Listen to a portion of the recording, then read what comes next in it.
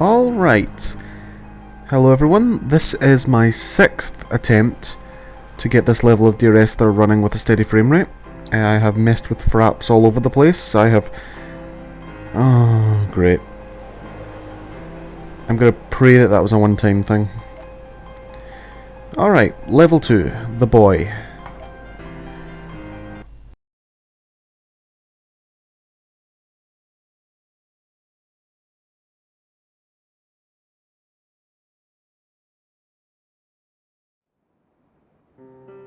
Dear Esther, I have now driven the stretch of the M5 between Exeter and Bristol over 21 times.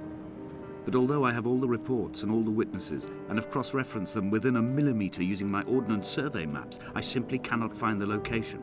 You'd think there would be marks to serve as some evidence.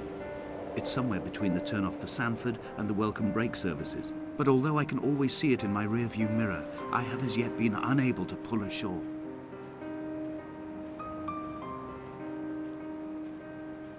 You have no idea how many times I've heard that paragraph now.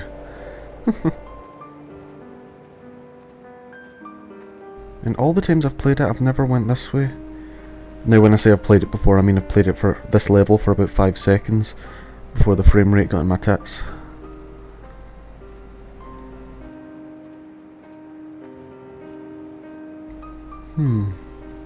I've never made it all the way down to the ship. I should try that. Oh! Blinking light in the distance.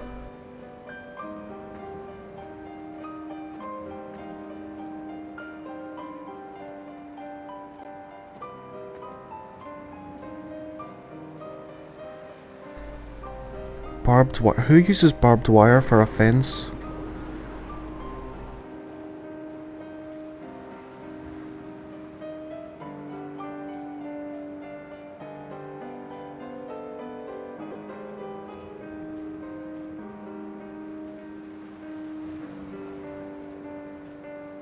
All night the boy has kept me lucid. I sat when I was at the very edge of despair, when I thought I would never unlock the secret of the island. I sat at the edge and I watched the idiot boy blink through the night. He's mute and he's retarded, and he has no thought in his metal head but to blink each wave and each minute aside until the morning comes and renders him blind as well as deaf mute.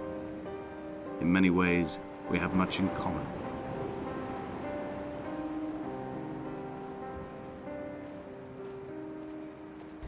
The radio tower's still there. Of course, I am still on the island, even though it's a different level, so it makes sense that it's still there.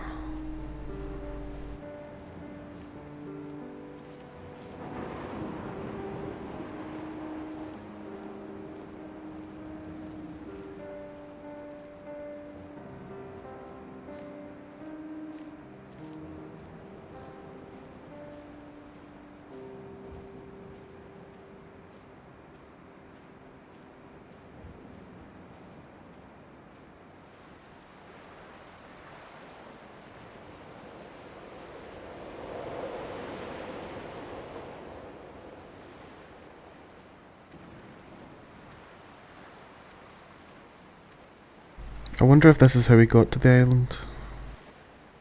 And I wonder if I can get up that. I don't have a jump button, so I suppose not. I was hoping to get onto the ship.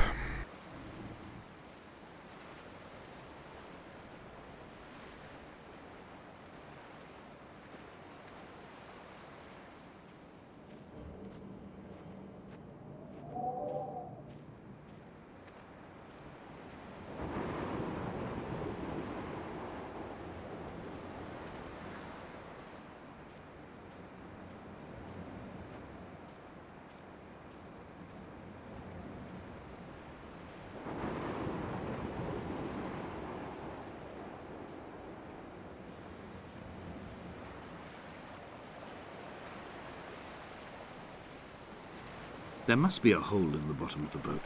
How else could new hermits have arrived?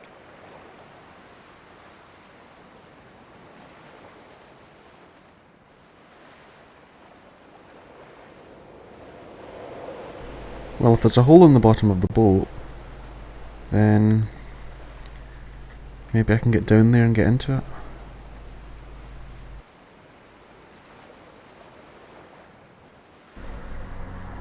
Looks like there's graffiti along the side as well, but I can't tell from here if it's English.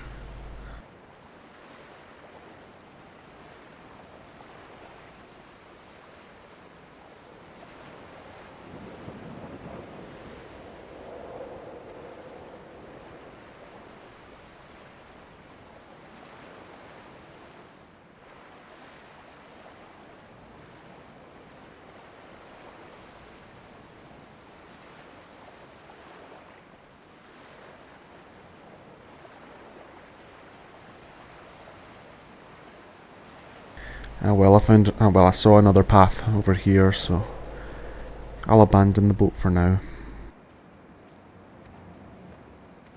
I had kidney stones, and you visited me in the hospital.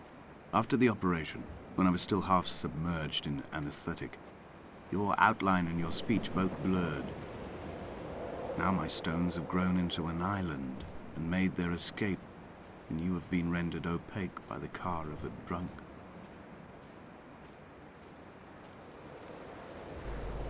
Alright. So this Esther person killed. I have to say, I love the way you have to piece together the story. What house lies at the foot of this abyss? How many dead shepherds could fill this hole?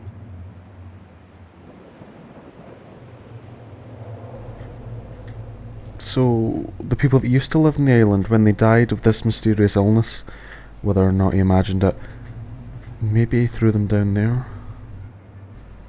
And another question, can I walk in? I think I can.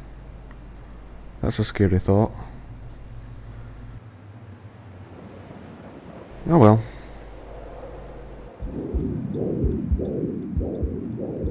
Come back.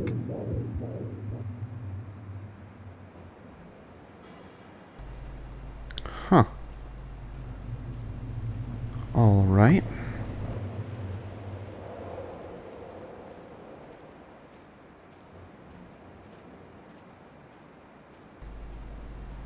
A house on the hill.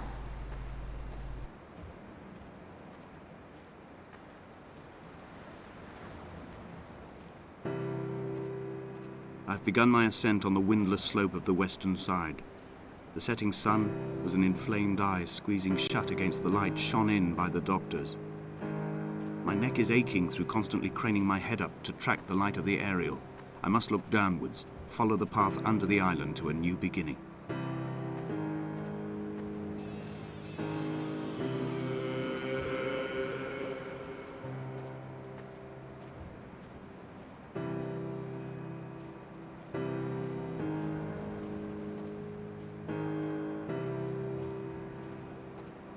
The bothy was constructed originally in the early 1700s. By then, shepherding had formalized into a career. The first habitual shepherd was a man called Jakobsen, from a lineage of migratory Scandinavians. He was not considered a man of breeding by the mainlanders.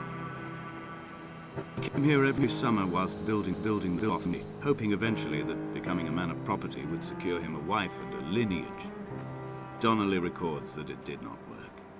He caught some disease from his malcontented goats and died 2 years after completing it. There was no one to carve white lines into the cliff for him, either.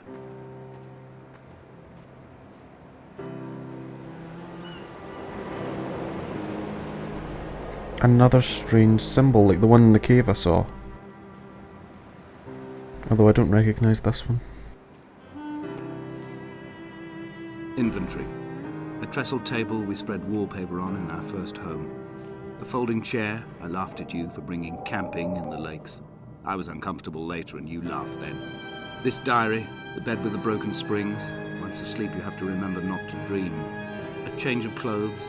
Donnelly's book, stolen from Edinburgh Library on the way here. I will burn them all on the last morning and make an aerial of my own.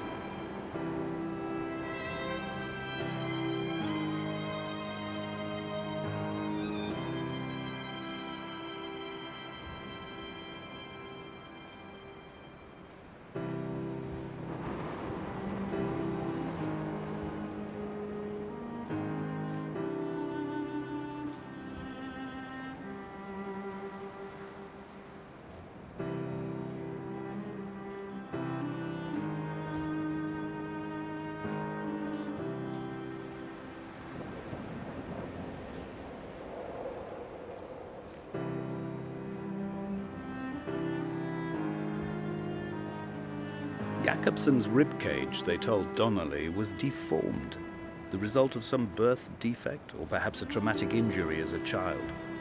Brittle and overblown it was, and desperately light. Perhaps it was this that finally did for him, unable to contain the shattering of his heart. In half-light, his skeleton a discarded prop, a false and calcified seabird.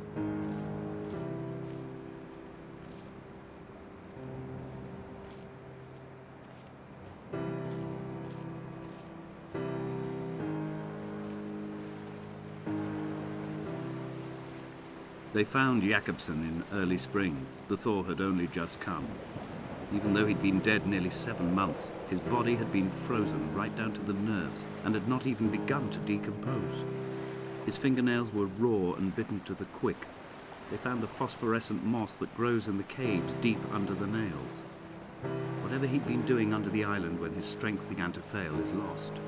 He'd struggled halfway up the cliff again, perhaps in a delirium, perhaps trying to reach the Bothy's fire before curling into a stone and expiring. Lovely.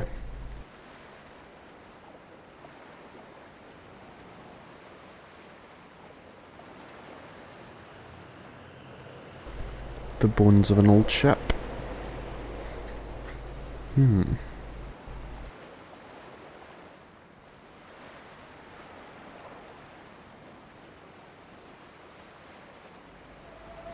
Climbing down to the caves, I slipped and fell and have injured my leg. I think the femur is broken. It is clearly infected. The skin has turned a bright, tight pink, and the pain is crashing in on waves, winter tides against my shoreline, drowning out the ache of my stones. I struggled back to the Bothy to rest, but it has become clear that there is only one way this is likely to end. The medical supplies I looted from the trawler have suddenly found their purpose. They will keep me lucid for my final ascent.